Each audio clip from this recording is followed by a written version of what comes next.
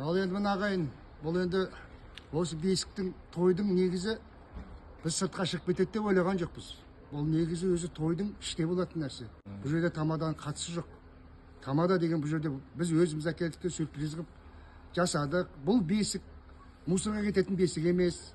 Қазір көрсетем, одан кейін бар, бұл кровать болып қалады. Осы үйде кәдімгідей демалып отыратын кроватымыз, өзіміз жататын кровать қылып жасаған нәрсе. Біз артық кетсек кешірім сұраймыз. Бірақ бұл жерде біздің ешқандай неміз жоқ, арам ойымыз жоқ. Бұл бесікке жатқызу деген баяғыдан өз құрдас жолдастардың ойыны. Оны түсінген адам бар, түсінбеген адам бар. Бұл жерде біз баланың бесігіне жатқызып жатқан жоқпыз.